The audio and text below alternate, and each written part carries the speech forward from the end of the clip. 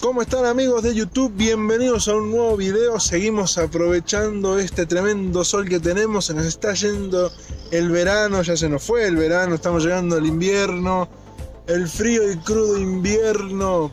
¿En qué temporada? ¿En qué estamos ahora? Otoño, bestia. No me acuerdo, otoño.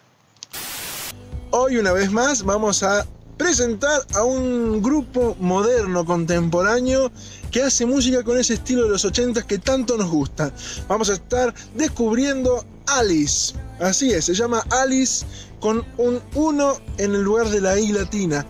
Vamos a estar hablando con ellos sobre este grupo, vamos a estar repasando un par de canciones para conocerlos y mucho más, así que quédate ahí.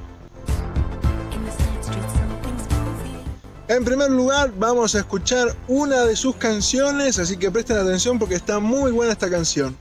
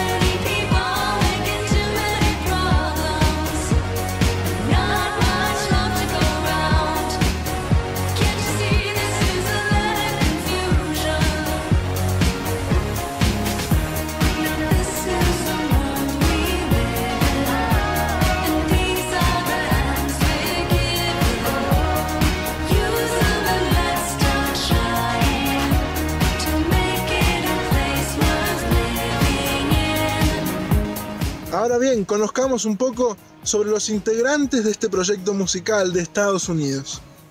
Hi, everyone. Hello. Hey. Thank you so much, Lataro, for having us on Retro Talking Mix. We are Alice. I am Tosh, and I sing and play keyboards. I'm Steve, and I play drums, and I do some light stuff. I'm Sasha, and I sing, and I play the slapper. She's a great slapper player. Watch out. I am Scott. I play guitar and sing. Hi, I'm Gordon. I sing and I play bass. And the synthy synth. And the synthy synth. And the synthy So synth. synthy. We, Scott, Gordon, and I were in another band called Mankind is Obsolete, which is an industrial punk band. And we were on a year-long tour at the time, and we started coming up with musical ideas that didn't really fit into the industrial punk format. And so we just started writing a bunch of music, and one day Gordon came up with the name Alice. Gordon, if you wanted to talk about your inspiration behind that. Well, we were talking about how we wanted we wanted the music to be more about the music than the personalities in it. So we were thinking about this kind of show thing, and I thought, well, Alice could be like an experience. It could be like something that almost like in the Matrix, the blue pill. You know, have you tried Alice? Check out Alice. You know, and it was all about an experience, trying to do something a little bit broader than just playing a show. Something with visuals and with other people, dancers, and you know, totally immersive. So I think that was where we started. I think a lot of us did grew up in the 80s. I certainly did, and really appreciate the 80s and the aesthetic that the 80s brought to music. All the melodies that were so great, the synth sounds in the 80s, the real emphasis on like drums and percussion, the sort of dance beats and stuff of the 80s. And so for me, 80s music is super influential. I mean, between sort of Depeche Mode and New Order and The Cure and those, I mean, that's the soundtrack of a lot of my childhood. So yeah, I love the 80s. 80s music is particularly influencing to me, I think, because it's so exciting, just the fun of the 80s music. You know, it's dance music with the synths. You know, when the synths came in the 70s, it really changed everything about music, and we see that today. So, you know, when I'm trying to learn how to do better synth bass and stuff like that, I just go straight back to the source, right back to the 80s. You know, and the songwriting is really what was so great about the 80s, which was true about great songs up until the 80s too. But 80s, man, just they really went some good places. So I find fresh inspiration there all the time. You know, I was a child of the 80s as well. I actually grew up not really liking 80s music too much, but by the time I actually started playing music and sort of broadening my horizons, I started getting more and more into like sort of like a lot of the music from the 80s. Yeah, I mean, but beyond that, to talk about actual influences, they go back actually like beginning with like Pink Floyd, Led Zeppelin, like even Jimi Hendrix have influenced how I play guitar, you know? And that turned into like listening to bands like The Cure, Nine Inch Nails, Smashing Pumpkins in the 90s, you know, all the way up until now. You know, there's like a million bands that I just have on repeat in my playlist, you know.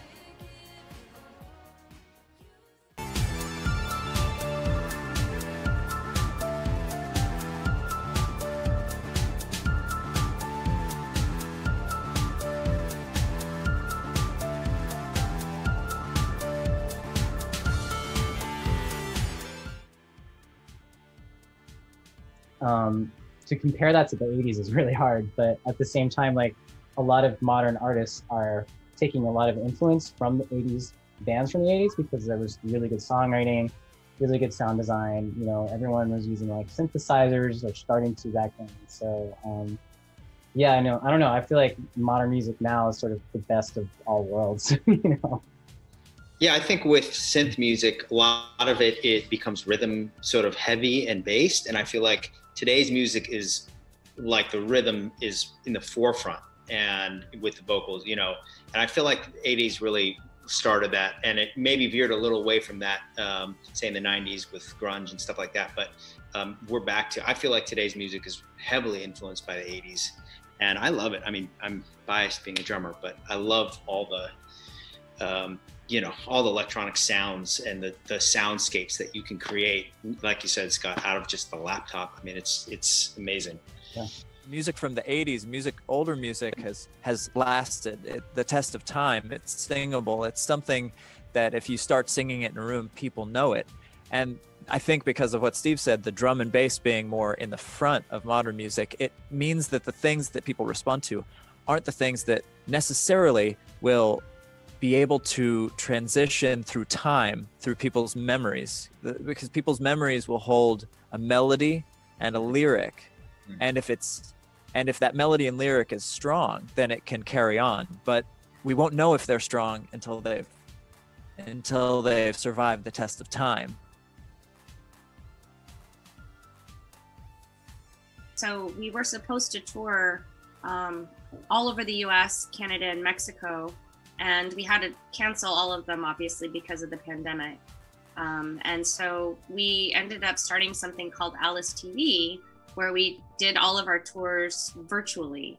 And that gave us a chance to work with all the other artists, promoters, venues that we would have worked with otherwise in person. But we did it virtually. And as a result, we were able to do shows where we got to bring in people internationally. Because we weren't limited by geography. So as Steve was saying, we love to, you know, bring as much light to every situation that we can. And that was our way, I guess, was trying to bring music into our community and saying like, hey, you know, even though we can't do this in person or at a club, that, you know, we'll have a chance to be able to share our music virtually. Hopefully going to get it back out on the road if that works out towards the end of the year. Yeah. So keeping our fingers crossed about that. Yeah. We're still obviously in the beginning stages of opening up here in the US. Some places are more open than others.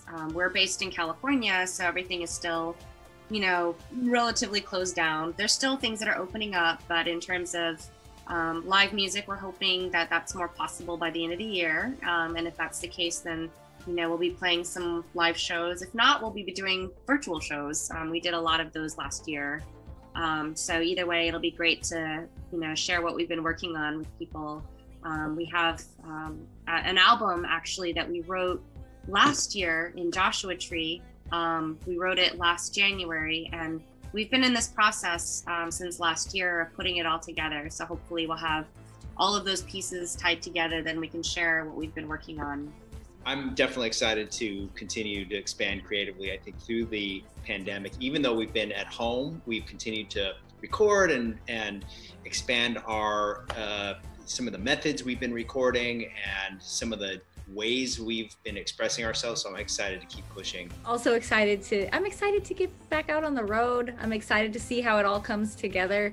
I'm excited to see how we can take the ridiculous amount of knowledge that we gained during the pandemic time and apply that in a not pandemic time. I'm very excited to see how that knowledge has changed us and grown us and that sort of thing. So mostly I'm just kind of always excited person. So I'm just excited.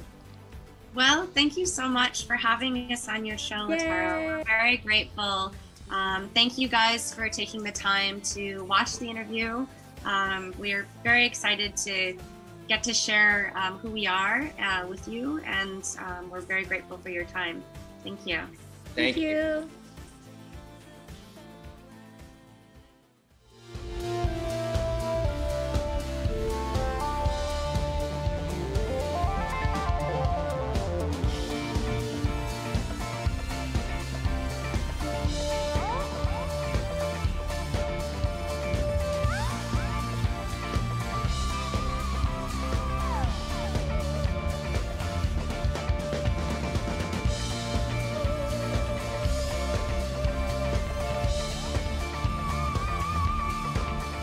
Bueno amigos, esto fue todo por hoy. En la parte de descripción les voy a estar dejando todos los contactos de este proyecto Alice para que lo puedan seguir, escuchar más de sus canciones y estar atentos de las novedades que van a ir lanzando este año y a futuro. Si no estás suscrito al canal, puedes hacerlo en este momento haciendo clic en el botón que está abajo de este video y activar la campanita de notificación, así no te perdés ninguna de las novedades que voy a estar subiendo a futuro.